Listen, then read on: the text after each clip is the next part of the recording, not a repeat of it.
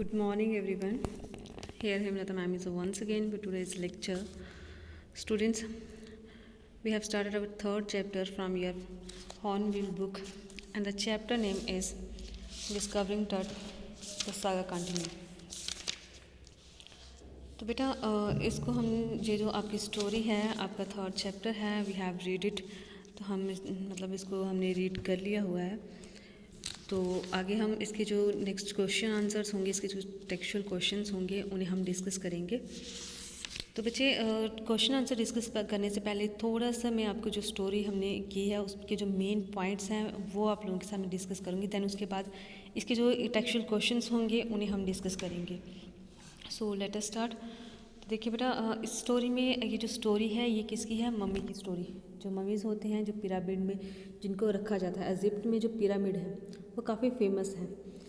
तो वहाँ जो पिरामिड है वहाँ पर टॉम्ब नीचे बनाया जाता है और उसके बीच में कॉफिन ठीक है रखा जाता है और उसके बीच में डेड बॉडी को रखा जाता है. तो वो जो डेड बॉडी रखी जाती है उन्हें क्या कहा जाता है? मम्मी कहा जाता है.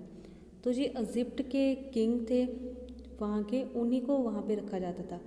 और वहाँ के लोग मानते थे, उनकी ये मतलब एक थॉट था, जो मतलब सोच थी उनकी कि जिसकी डेथ हुई है अगर हम इसको रखेंगे तो थोड़ी देर के बाद मतलब कुछ जैसे होता है ना कि ये क्या हो जाएंगे, बाद में इनका फिर से जन्म होगा. तो वो क्या करते थे, जब इनकी डेथ होती थी इनको उन्होंने क्या करना, कुछ मेडिसिन का यूज़ करना, इनकी बॉडी के ऊपर कुछ लगाना, दैन उसके बाद उनको कवर कर देना. इनकी बॉडी को कवर किया जाता था और उस जब उनको कॉफिन में मतलब रखा जाता था, देन उसके बाद उसके साथ क्या रखा जाता था? बहुत सारा मटेरियल रखा जाता था. गोल्ड रखा जाता था. क्यों? क्योंकि वो सोचते थे कि जब इनका फिर से जन्म होगा तो ये सारी चीज़ें इनके काम आएंगी, इनको नीड होगी इन चीज़ों की.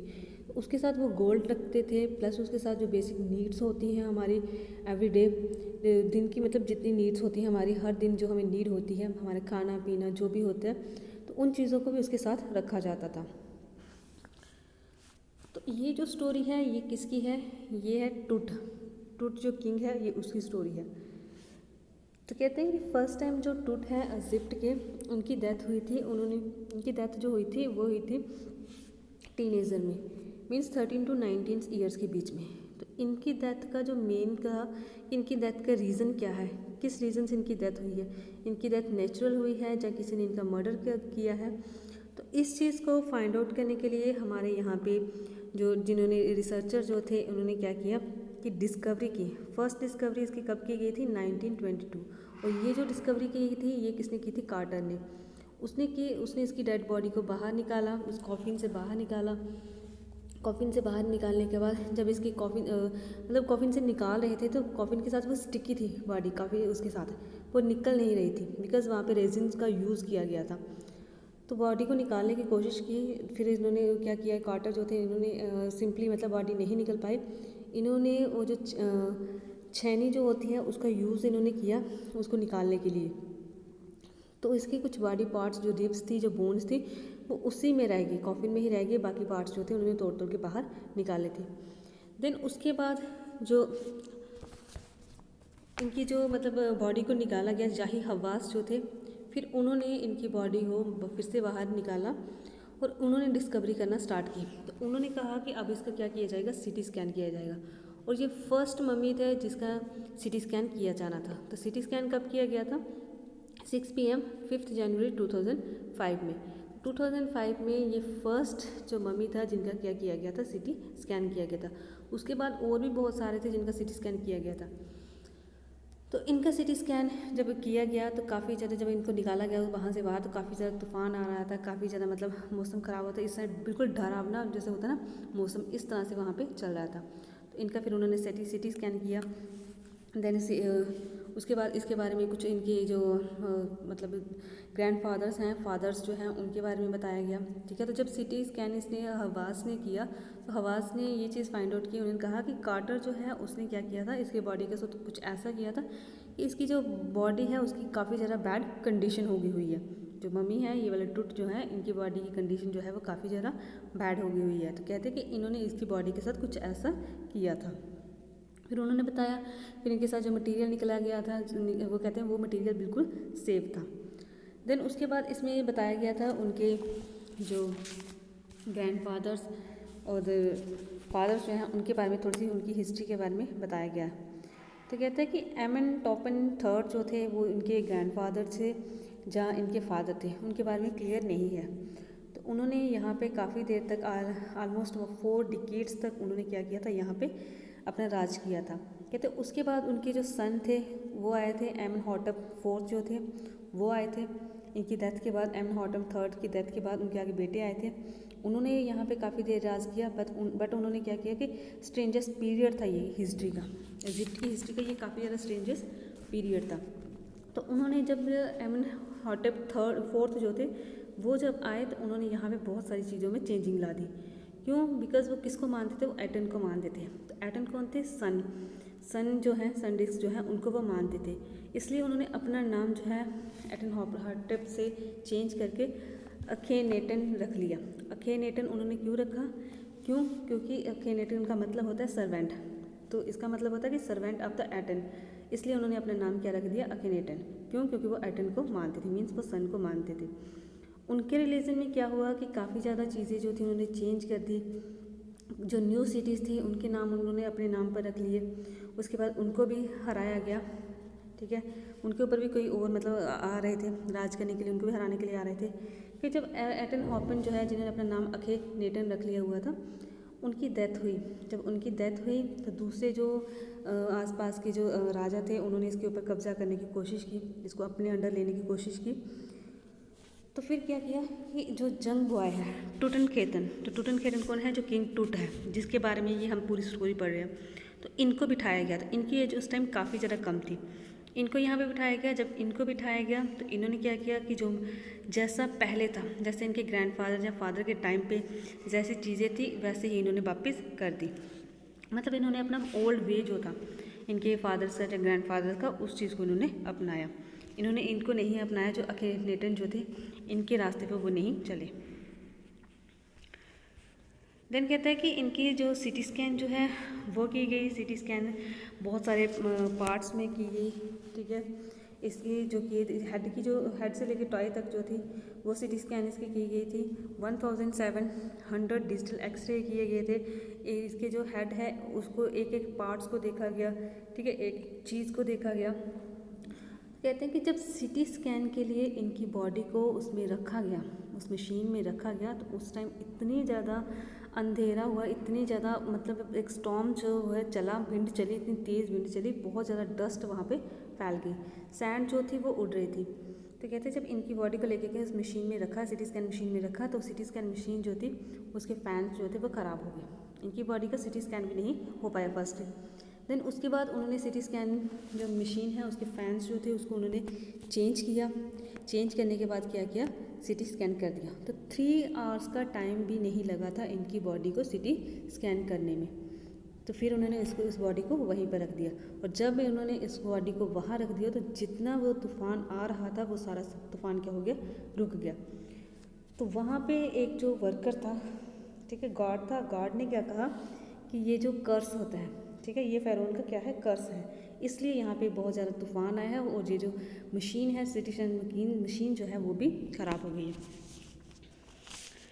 तो उसके बाद जाहिर हवास जो है उन्होंने कहा कि मैं काफ़ी ज़्यादा टेंस था, मैं लास्ट नाइट बिल्कुल भी मैं सो भी नहीं सका था कि मुझे क्या करना है? सिटी स्कैन करना है टूट की बॉडी का। तो कहता है अब इसकी बॉडी का सिटी स्कैन जो है वो हो गया है, अब मैं क्या हूँ? अब मैं रिलैक्स फील करूँ और मुझे लगता है अब मुझे क्या करना चाहिए? सोना चाहिए।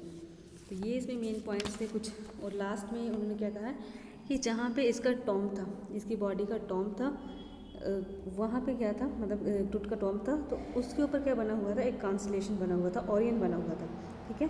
तो वो क्या मानते थे? इजिप्टियन क्या मानते थे? ये किसका सोल है? ये ओरिसिस का सोल है। ओरिसिस कौन है?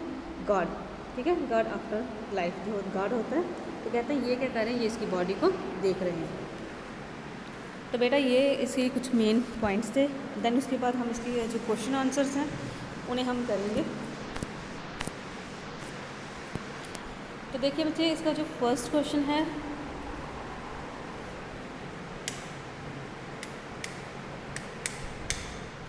फर्स्ट क्वेश्चन है king Tut's body has been subjected to repeated scrutiny.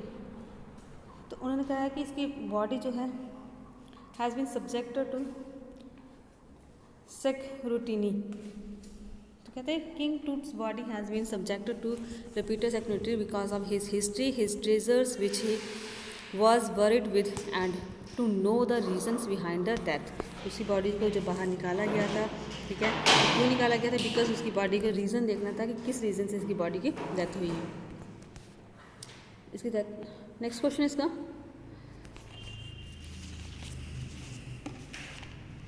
Harvard Carter investigations was recentered.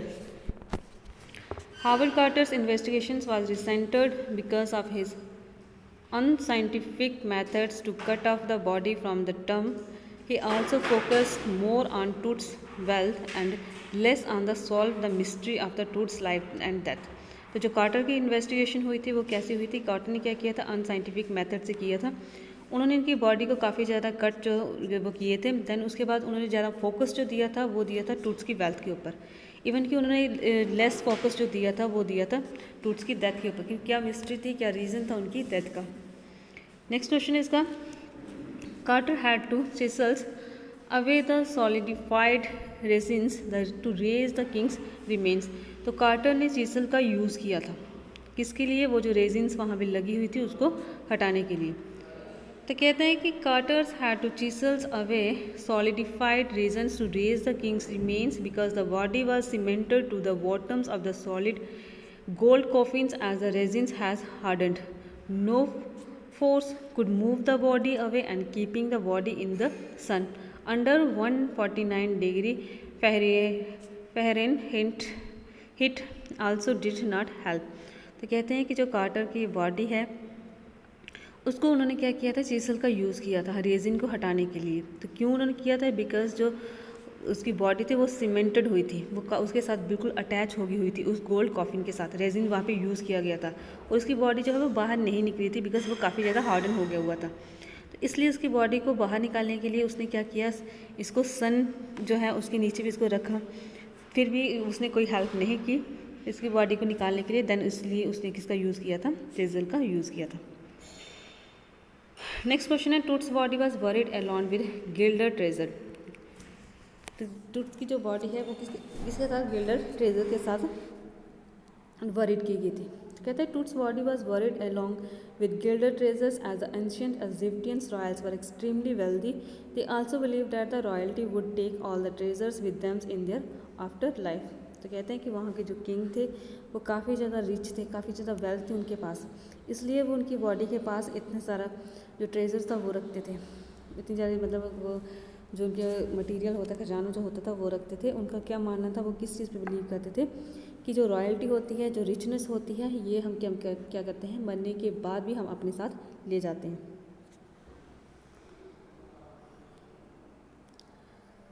Next question है इसका, list the deeds that led Ray Johnson's to describe Akhenaten's as whisky. तो कहता है आपने लिस्ट द डीड्स, वो काम आपने बताने हैं जो रेस जॉनसन्स ने बताए थे, किस लिए? कि अखेनेटन जो है वो क्या था? एक विकी था। तो कहते हैं ही स्मैश द क्लॉथ्स एमोन्स इमेजेस।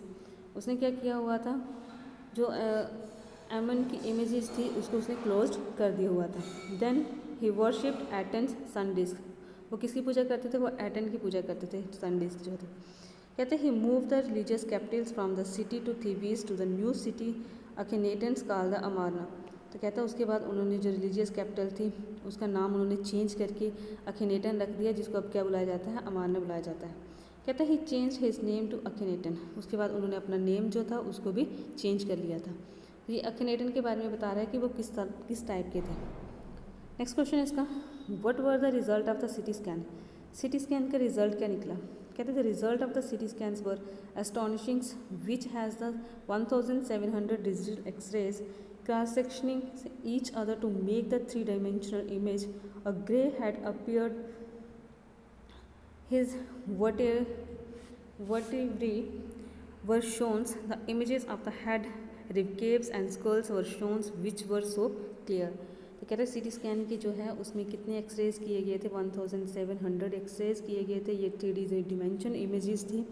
इसमें हर एक चीज़ जो थी, इसमें किस किस की इमेज दिखाई गई थी, हैंड की हो गई, रिब के हो गया, स्कल जो हो गया, उसकी इमेजेस दिखाई गई थी और जो जो इमेजेस थी वो काफ़ी ज़्यादा क्लियर थी। नेक्स्ट क्वेश्चन है इसका, list the advantages in technology that have improved forensic analysis.